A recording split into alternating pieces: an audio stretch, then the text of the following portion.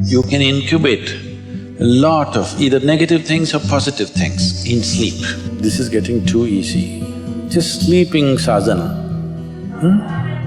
So coming awake to an alarm bell with a sudden start is not the best way to do your life.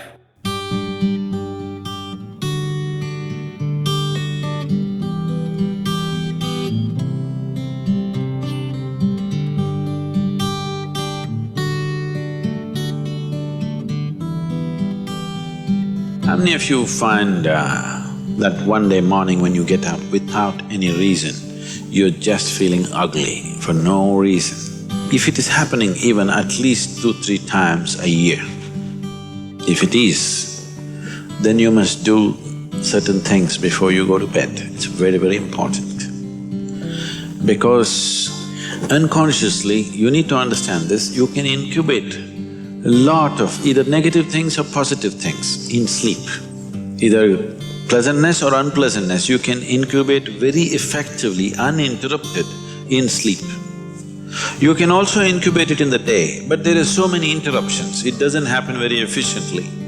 But if you have a tendency to go to bed in a certain way and you wake up in the morning really nasty for simply no reason, that means you're incubating things in the night very efficiently. Bad eggs. This is not just about psychological disturbances, it can cause major physiological problems over a period of time. It's important that you eliminate these things from your life.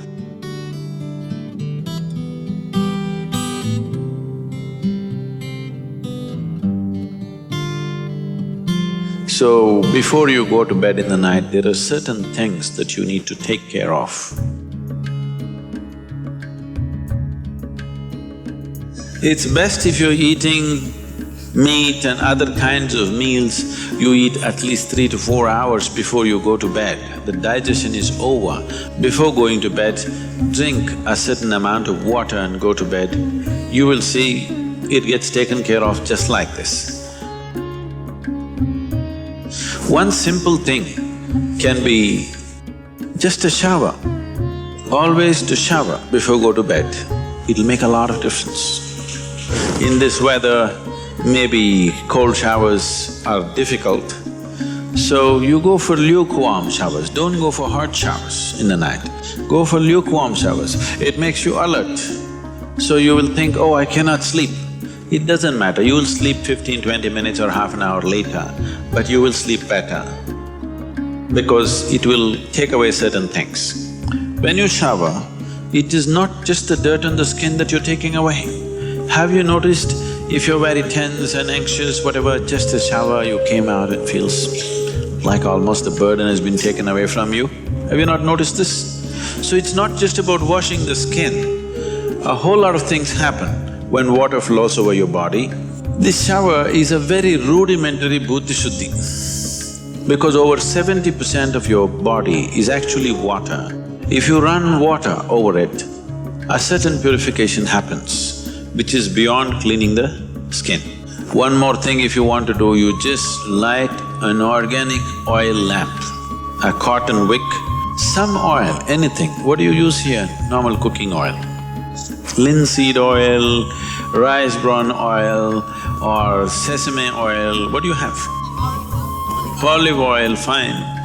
Any organic oil with a cotton wick, just burn one little lamp somewhere in the room where you sleep. You will see these things will completely disappear.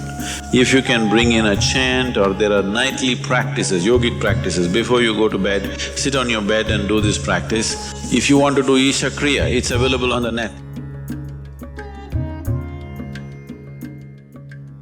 Generally, in India, they told you should not put your head to the north and sleep. You're aware of this?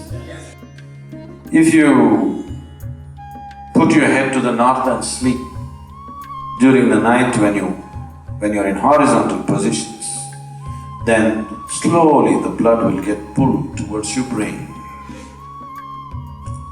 When there is too much circulation in the brain, you cannot sleep peacefully. If you have any kind of, inherently weak aspects in your brain, or if you're of old age, you could die in your sleep. One can have hemorrhage because extra blood is trying to enter the brain, where the blood vessels are hair-like. Something extra is being pushed because of the magnetic pull. When you're in a vertical position, this is not so. The moment you become horizontal, this pull on the head is so strong that slowly the blood tries to move towards the brain. So to avoid this is true only in the northern hemisphere. If you go to Australia, you should not put your head to the south. If you're in India, you should not put your head to the north. You can put it any other way, it's okay. Keep this in your mind, that you are truly immortal, okay? Not in words, really, you could fall dead right now. You may be young, you may be old, it doesn't matter, you can fall dead right now. Yes or no? Before you go to bed, sit on your bed and think this is your deathbed. You have just 1 more minute to live. Just look back and see, what you have done today, is it worthwhile? Just do this one simple exercise. And you don't know when it really happens, whether you'll be sitting on your deathbed or lying in a hospital, all kinds of things sticking into you. Who knows how it'll happen? But enjoy this every day, that you will sit on your deathbed, look back and see, today, the way I've handled these 24 hours, is it worthwhile? Because now I'm dying. If you do this, you will live a worthwhile life, believe me.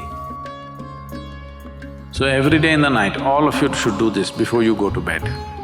Last 3 minutes, everything that you have gathered, the body, the content of the mind, things, don't ignore small things, the small things are big things. I've seen how people are carrying their own private pillow, you know, because it's very important. So, your pillow, your footwear, if you have relationships, everything that you have gathered, keep it aside, sleep.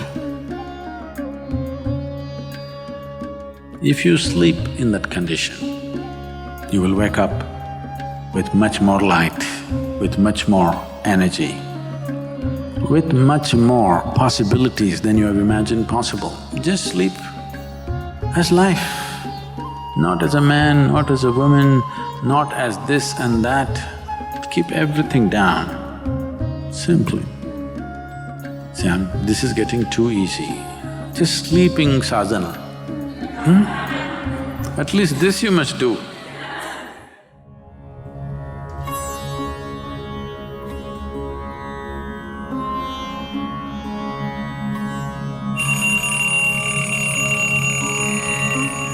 So what kind of sounds come awake to will determine the context of the day and the future of your life in many ways.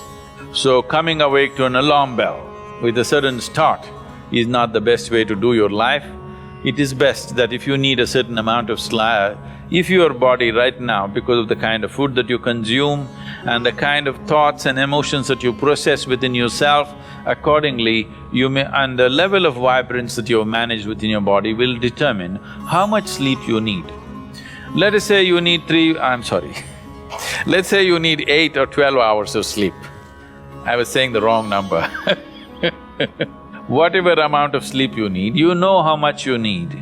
So you go to bed early enough so that you come awake naturally. If you're coming awake naturally, and suppose you have a doubt whether you will come awake or not, if you have a certain chant, if you've identified one of the Vairagya chants, you can use it.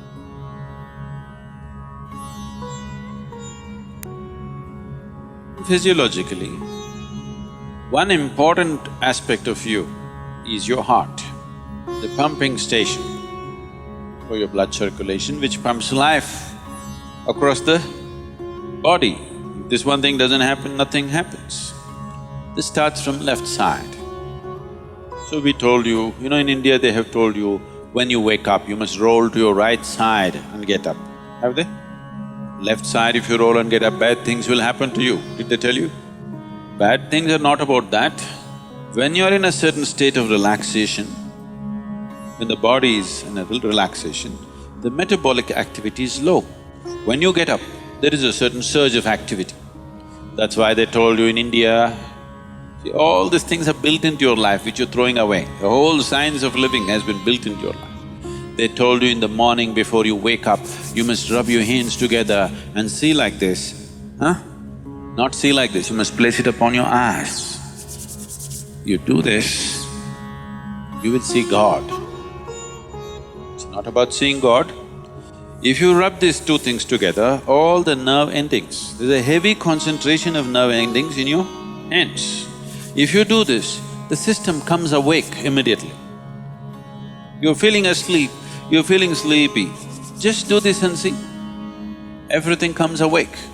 So morning before you move your body, you get it awake first and then place it upon your eyes.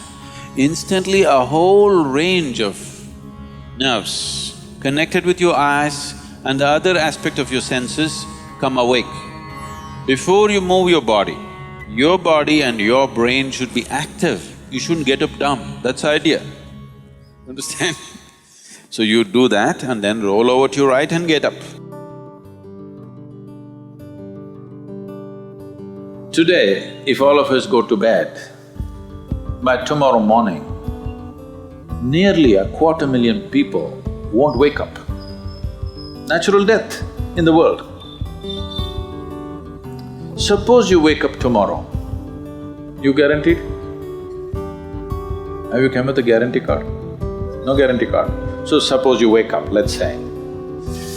Just do this much, I'm telling you, this is a simple first step to your spiritual process. Tomorrow morning, when you come awake, check, you really awake or you dead? If you're awake, it needs at least a little celebration. You don't have to get up and dance, at least you can smile, still on. 250,000 people died. They were like you and me, poof, they went off, isn't it? Wherever you look, they're not there. Here I am still, alive. One big smile, will you? I'm talking management, you know? Then if 250,000 people died, at least 3 to 5 million people lost somebody who's dear to them. You check those 3, 4, 5 people who matter to you, all of them alive today.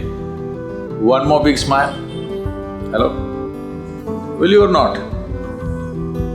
Alive.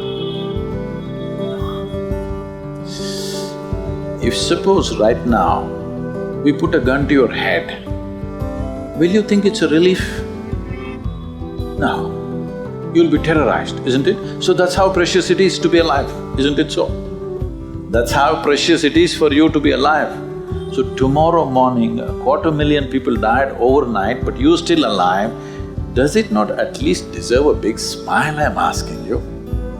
And all the people who matter to you are all alive today. One more big smile?